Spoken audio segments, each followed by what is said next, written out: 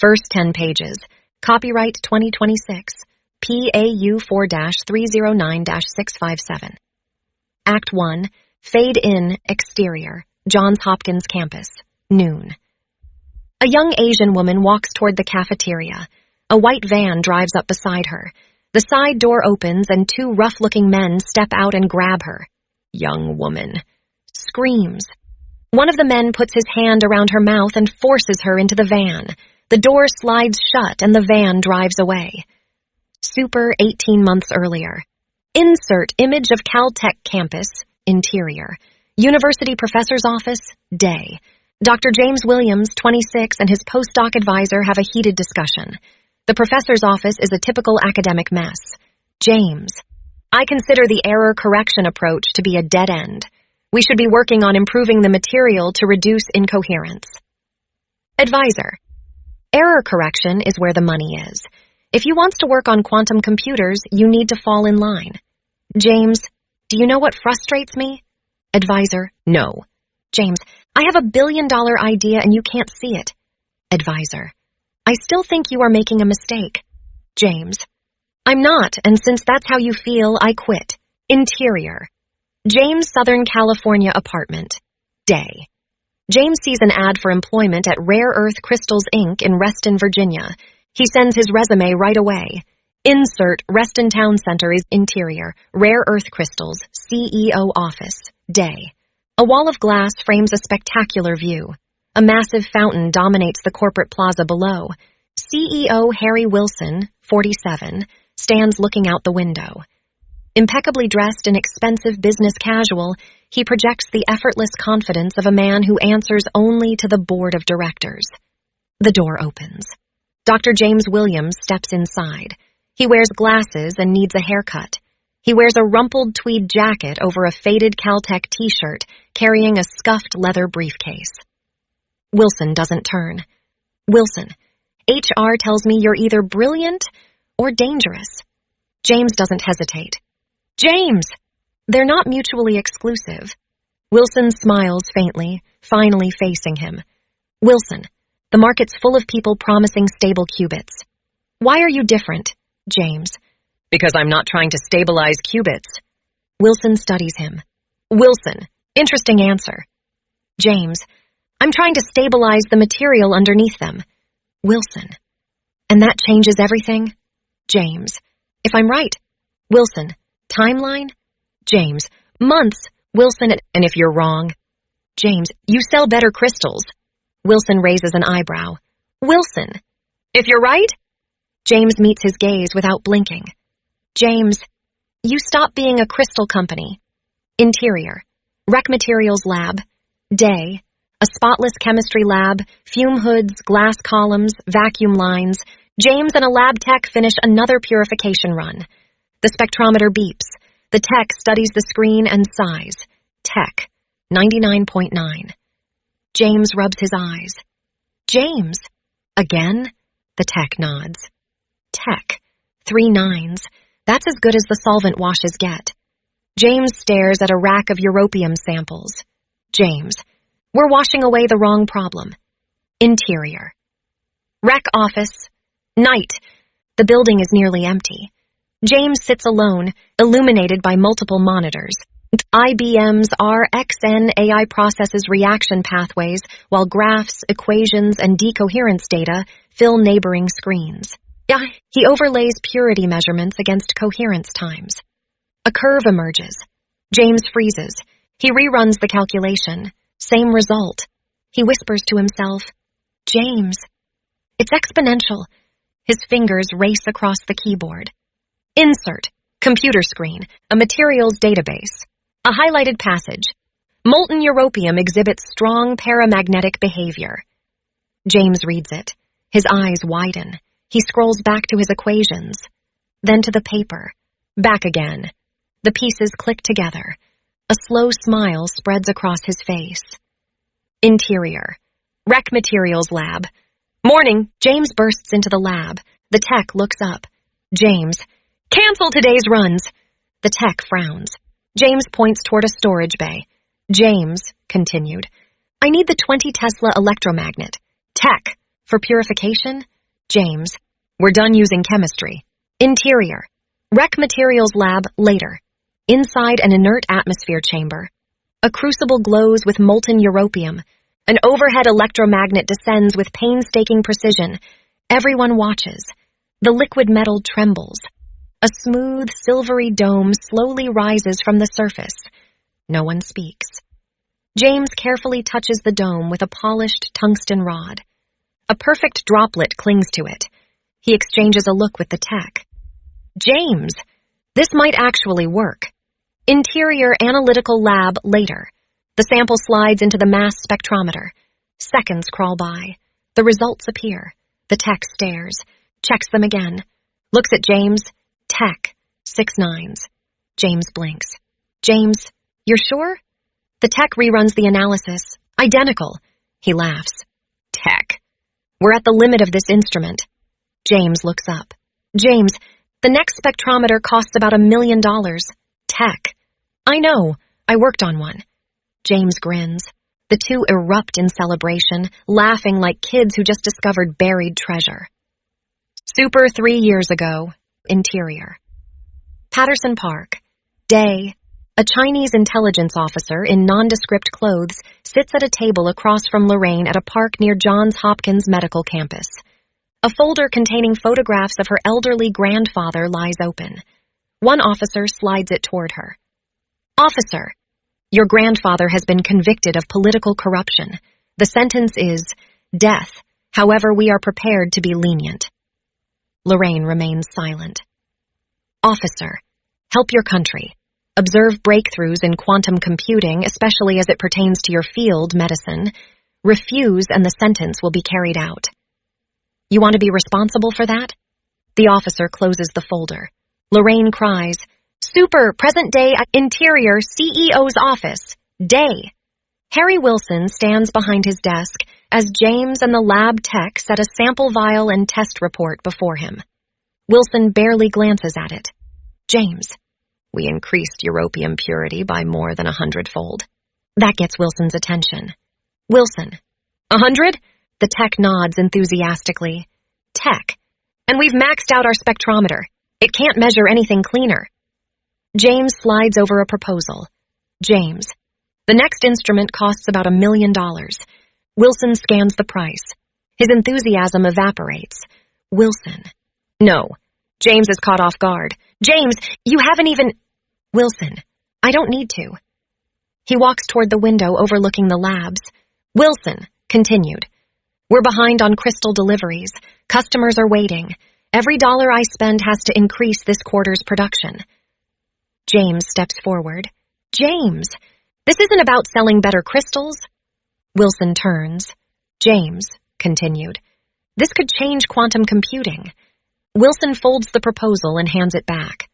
Wilson, maybe someday. Not today. James takes the folder. He looks defeated with his head down and shoulders slumped. Interior. Rec hallway continuous. James and the tech walk in silence. Behind them, Wilson's office door closes. The tech finally speaks. Tech. Now what? James looks back one last time. James. I'm tired of dealing with people who can't see what I see. I need to find someone who thinks bigger. Exterior. MIT lecture hall. Day, the Great Dome. Students crossing Killian Court.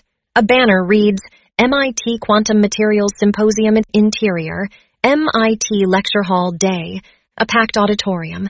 James stands beside a projected graph showing decoherence versus europium purity. James. Every improvement in material purity produces a disproportionate increase in coherence time. The audience listens intently. James continued. The industry is focused on correcting unstable qubits. I believe we're asking the wrong question. We should be asking why they're unstable in the first place. A hand rises. Attendee. What's the mathematical basis for your model?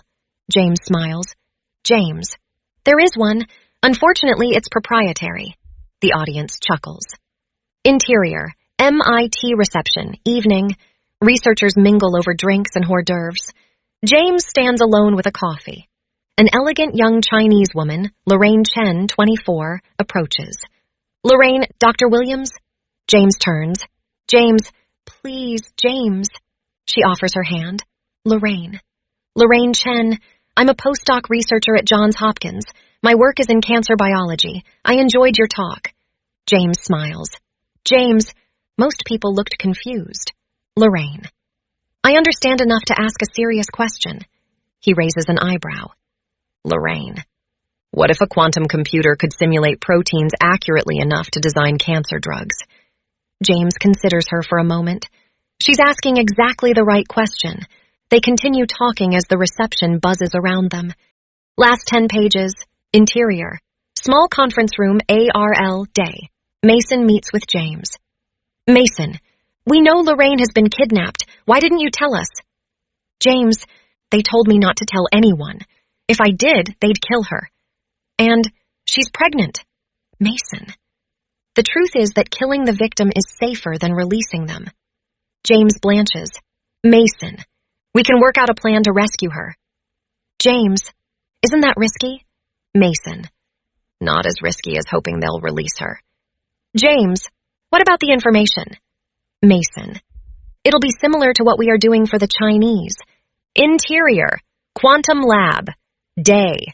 James and Susan discuss a problem with the system. They meet in a small conference room with a small round table. They have their laptops. A screen on the wall projects the display of Susan's computer. Susan, are you okay? James. Huh? Susan, you seem like you're somewhere else today. James. No, I'm here. I had trouble sleeping last night. No big deal. They continue discussing the problem. Interior. Chinese intelligence. Chengdu. Afternoon. Ming Wang probes the scheduling app at ARL. She finds a new maintenance call scheduled for the vendor that works on the cryogenic system in the quantum lab. Ming adds a Trojan horse to the appointment record. Interior. Quantum lab. Morning.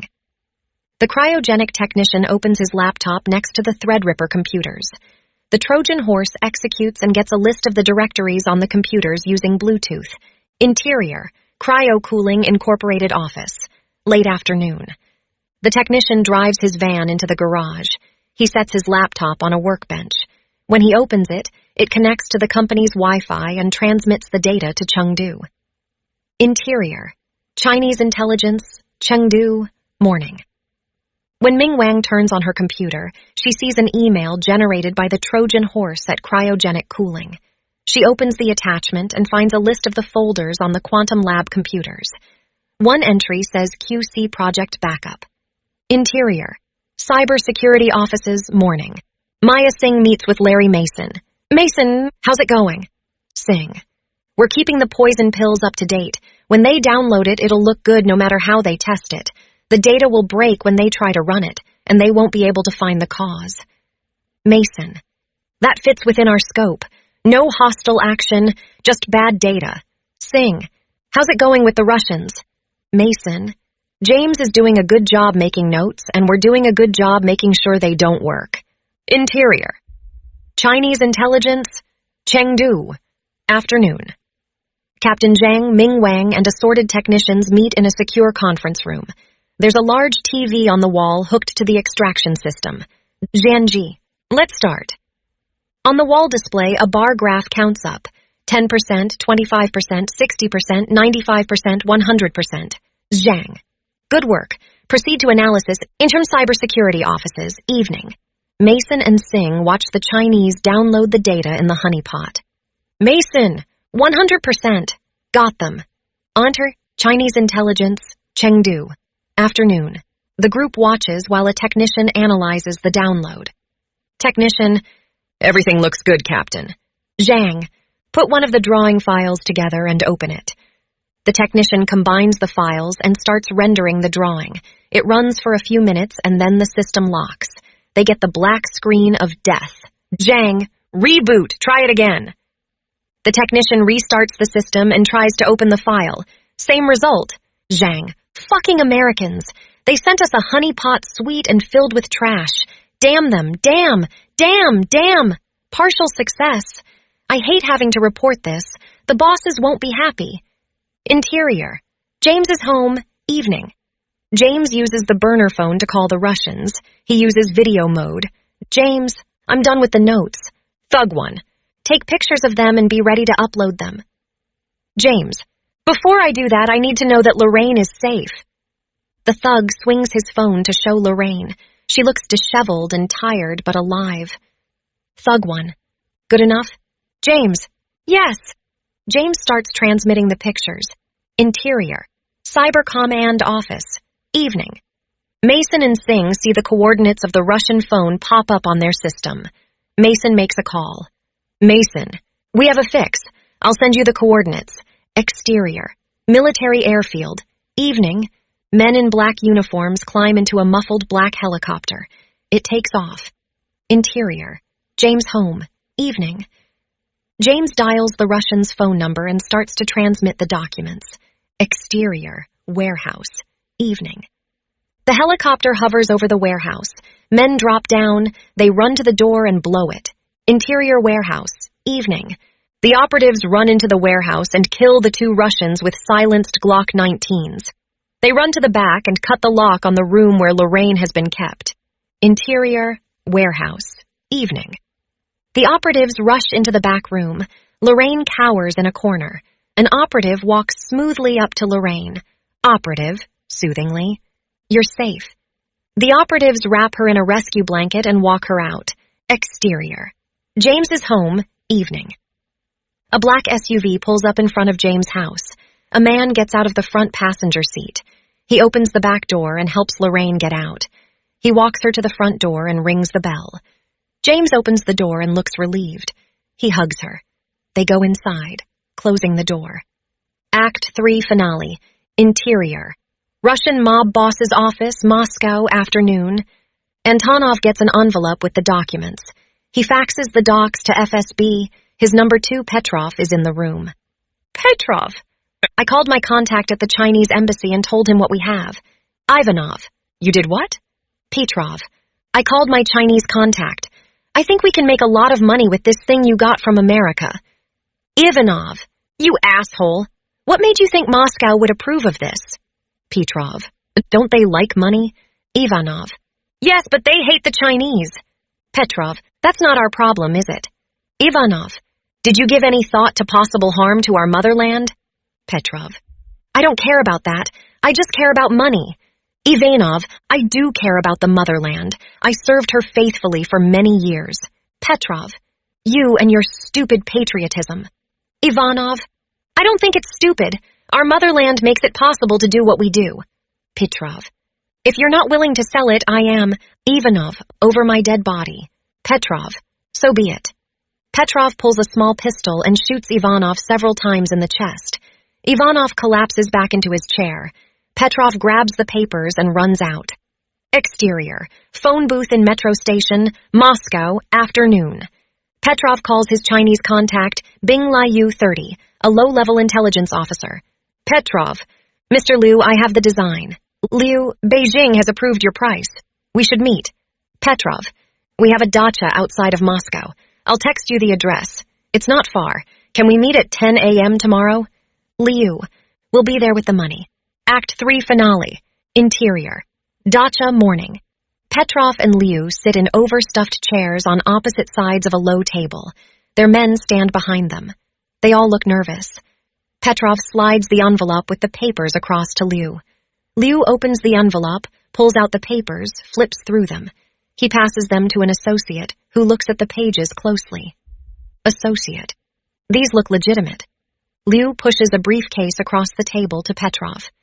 Petrov opens the case and sees large denomination rubles on top.